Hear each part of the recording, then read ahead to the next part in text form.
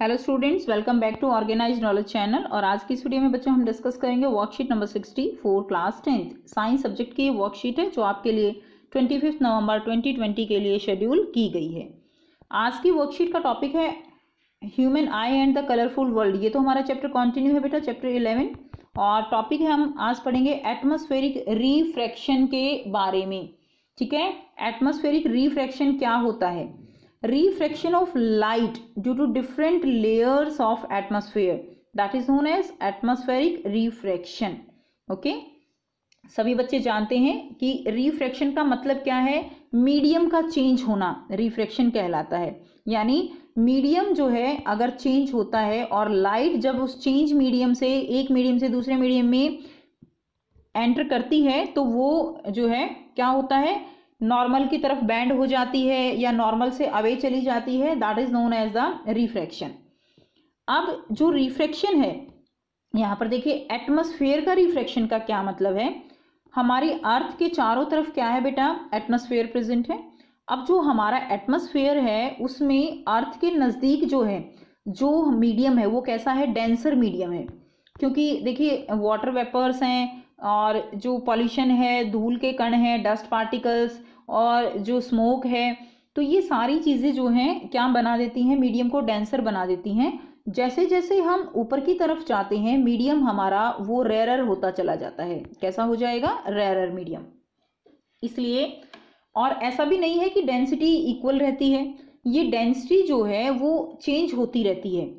क्यों चेंज होती रहती है? क्योंकि हवा चलती है तो उससे जो हवा के कारण जो पार्टिकल्स हैं वो इधर उधर होते रहते हैं, जिसके कारण लगातार जो डेंसिटी है एटमॉस्फेयर की लेयर्स की वो लगातार चेंज होती रहती है। यानी डेंसिटी वो इक्वल भी नहीं रहती है और हर एक जगह पे भी डिपेंड करती है। ठीक है, तो इसीलिए जो इस फिनोमेना के बेस पे एटमॉस्फेरिक रिफ्रैक्शन के कारण बहुत सारी एप्लीकेशंस हम अपनी देख पाते हैं और उन्हीं को इस वर्कशीट में हम डिस्कस करेंगे। सो फर्स्ट है ट्विंकलिंग ऑफ स्टार। सभी बच्चे जानते हैं कि जो स्टार जो है वो हमें ट्विंकल करते हुए दिखाई देते हैं, यानी वो जो है चमकते हुए, टिमटिमाते हुए दिखाई देते हैं। तो वो ट्विंकलिंग किसके कारण है? Twinkling of a star is due to the atmospheric refraction of star light. जो ट्विंकलिंग है वो एटमॉस्फेरिक रिफ्रैक्शन होता है स्टार लाइट का। जो स्टार की लाइट हमारे तक पहुंच रही है वो लगातार जो है रिफ्रैक्टेड होकर आ रही है, एक मीडियम से दूसरे मीडियम में मीडियम चेंज होता हुआ आ रहा है, जिसके कारण उसकी जो स्टार की पोजीशन है वो भी चेंज हुई दिखाई देती है। यानी जब स्टार की लाइट हम तक पहुंचेगी तो ये जो है क्या है उसका, ये उसकी एग्जैक्ट पोजीशन है। ठीक है, अब इससे लाइट लगातार हमारे पास आती हुई रिफ्रैक्ट होती है, मीडियम चेंज होता हुआ आता है और हमें फिर ये पोजीशन ना दिखाई देके ये पोजीशन हमें दिखाई देती है due to the atmospheric refraction. तो ये इसकी अपेरेंट स्टार पोजीशन होगी। अब देखिए अब हम इसको रीड कर लेते हैं। The star light on entering the earth atmosphere undergo refraction continuously. ठीक है बेटा, लगातार कॉन्टिन्यूस रिफ्रैक्शन होता है। आप समझने की कोशिश कीजिए, आगे भी आप इससे रिलेटेड आपके काफ़ी क्वेश्चंस हैं। Before it reaches the earth the refractive index of earth atmosphere gradually increases from outside high altitude towards the surface of the earth. तो बेटा रिफ्रैक्टिव इंडेक्स जो है वो लगातार बढ़ता है, क्योंकि नज़दीक मैंने आपको बताया डेंसर मीडियम है, अर्थ के निकट डेंसर मीडियम है और दूर जो है वो क्या है? रेयरर मीडियम है।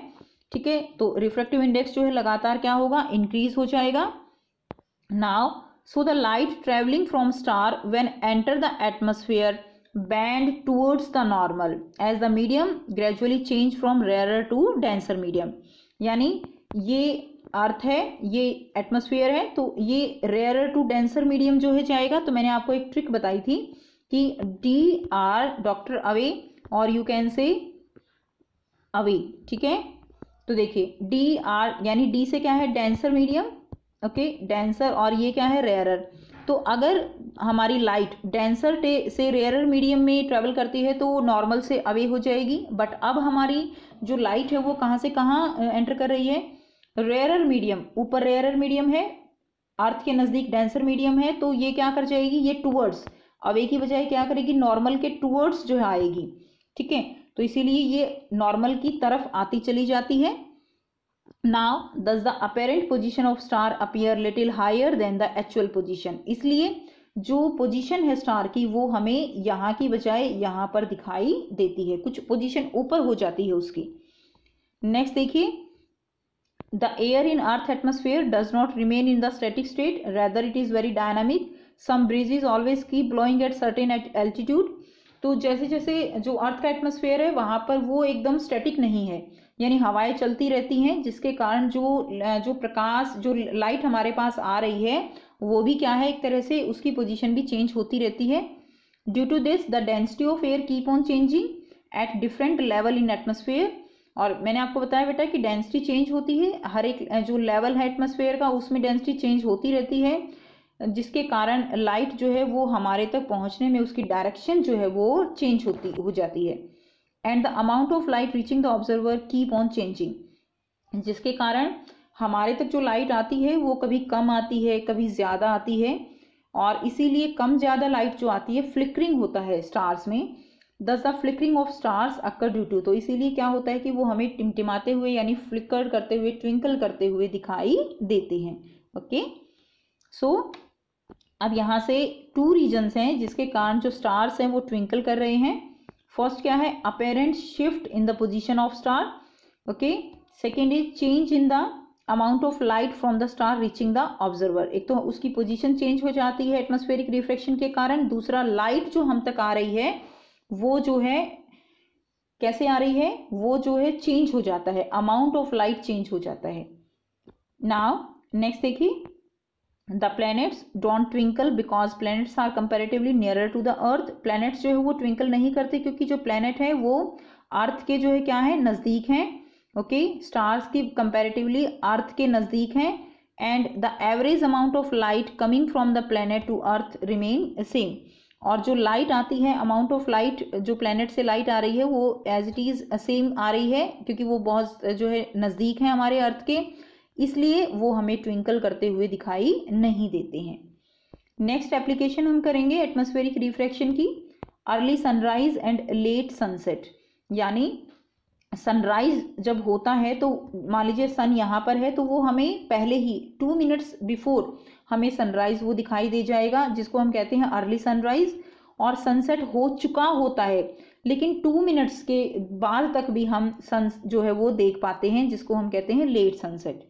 ये किसके कारण, ये भी होता है एटमॉस्फेरिक रिफ्रैक्शन के कारण। हमने अभी ऊपर देखा किस तरह से जो स्टार की पोजीशन है वो हमें चेंज दिखाई देती है, क्योंकि जो रे ऑफ लाइट है वो नॉर्मल की तरफ क्या हो जाती है, बैंड होती चली जाती है, जिसके कारण हमें पोजीशन चेंज दिखाई देती है। यहाँ पर भी कुछ ऐसा ही होता है, यहाँ से हम जूम करके देखेंगे, ये सनराइज है तो यहाँ पर सन है तो इसकी जो लाइट हम तक पहुँचेगी वो लगातार बैंड होती जाएगी, और फिर एग्जैक्ट इसकी पोजीशन ये ना दिखाई दे के हमें ये दिखाई देती है। इसलिए हमें लगता है कि सनराइज जो है वो हमें 2 मिनट्स बिफोर दिखाई देता है, और सनसेट होने के बाद भी हम 2 मिनट्स तक बाद तक जो है सन को देख पाते हैं। दोनों का रीज़न वही है, एटमॉस्फेरिक रिफ्रैक्शन सेम होगा। Okay, after that early sunset, late sunset, similar to the apparent shift in position of star. Try to explain why sunrise occur a little early than actual sunrise and sunset occur a little late than actual sunset. तो ये हमें दिखाई देता है। Next हम करेंगे Tyndall effect. Tyndall effect क्या होता है, आपने 9th क्लास में भी पढ़ा हुआ है टिंडल इफेक्ट के बारे में। When light passes through a colloid, its path become visible. This phenomena is known as Tyndall effect. तो बेटा आपने कोलॉइडल पार्टिकल्स के बारे में पढ़ा है।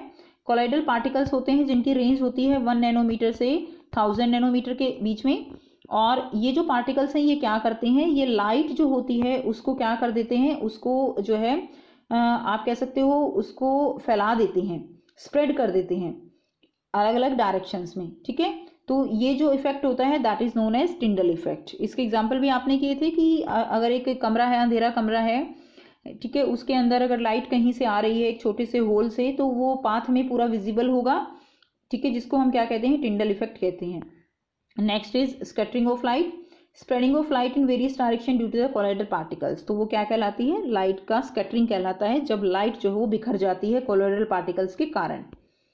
Scattering depend upon the wavelength of light and size of the particle. तो particle का साइज मैटर करता है और वेवलेंथ जो है डिपेंड करती है लाइट की। लास्ट वर्कशीट में हमने पढ़ा कि जो रेड कलर होता है उसकी वेवलेंथ जो है वो क्या होती है, बहुत ज़्यादा होती है, जिसके कारण उसकी जो स्कैटरिंग है वो क्या हो जाएगी, स्कैटरिंग कम हो जाएगी। ओके, स्कैटरिंग कम हो जाएगी किसकी, रेड कलर की। और जो ब्लू कलर है उसकी वेवलेंथ जो है वो कम होती है, तो स्कैटरिंग जो है वो ज़्यादा हो जाएगी। ये दोनों एक दूसरे के अपोजिट होते हैं। अब हम करेंगे ब्लू कलर ऑफ स्काई। तो देखिए ब्लू कलर हमें स्काई का क्यों दिखता है, upper atmosphere of earth contain gases. Upper atmosphere में क्या होती हैं, गैसेज होती हैं and very small water vapours होते हैं। These particles due to their small size are more effective in scattering of light of shorter wavelength, mainly blue. So out of 7 colour of sunlight mainly blue reaches our eyes and the sky appear blue to अस।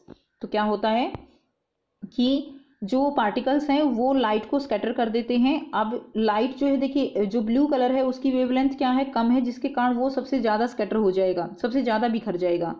और ज़्यादा बिखरने के कारण हमारी आंखों तक सबसे ज़्यादा कौन सा कलर पहुंच रहा है, हमारी आंखों तक ब्लू कलर पहुंचता है, जिसके कारण हमें सन जो स्काई है वो कैसा दिखाई देगा, ब्लू कलर का दिखाई देता है।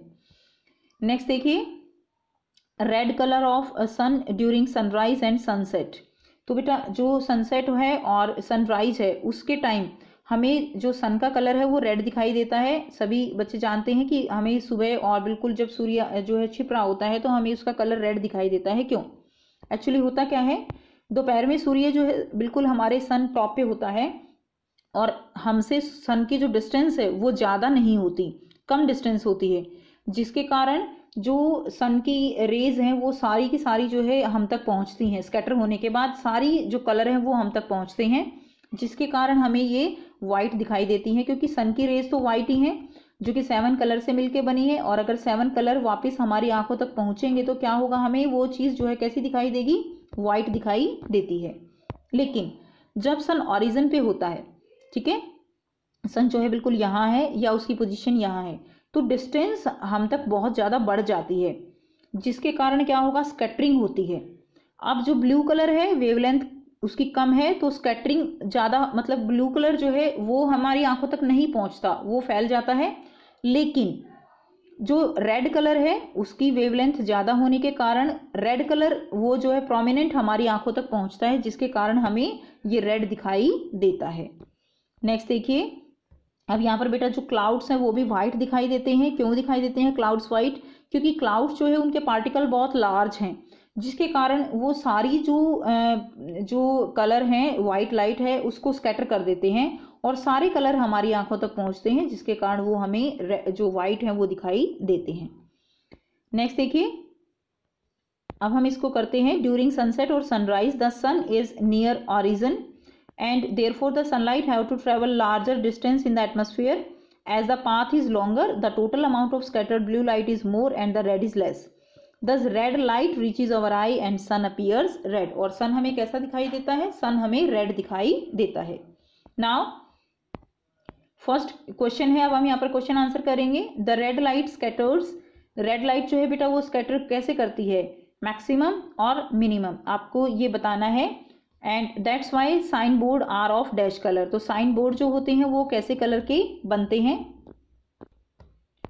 सो the red light scattered less, red light scattered less and that's why sign board are of red colour, इसलिए साइन बोर्ड जो है वो रेड कलर के बनाए जाते हैं ताकि वो दूर से हमें विजिबल हो जाएं। सेकेंड क्वेश्चन है give 2 example of Tyndall effect, तो ये बेटा करते हैं आंसर।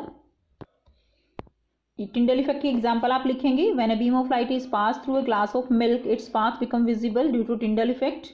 सेकंड है path of light become visible when light enter a dark and dusty room through a slit, तो ये 2 एग्जाम्पल बेटे आप जरूर लिखेंगे। नेक्स्ट देखिए नेक्स्ट क्वेश्चन है why do clouds appear white.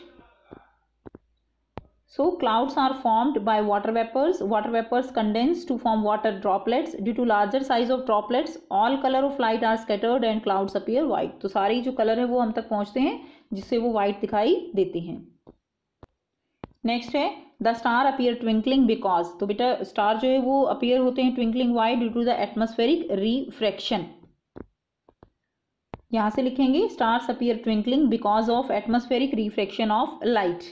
Okay तो ये थी बच्चों आपकी आज की वर्कशीट। बेटा थोड़ा सा समझाने की उसमें वर्कशीट थोड़ा ये वीडियो लंबी हो गई, बट ये काफ़ी आपके लिए बेनिफिशियल है। अगर कोई भी डाउट है तो आप जो है कमेंट करके पूछ सकते हैं। वीडियो अच्छी लगी तो लाइक शेयर जरूर कर दीजिए, चैनल को सब्सक्राइब भी कर लीजिए। And thanks for watching, have a nice day.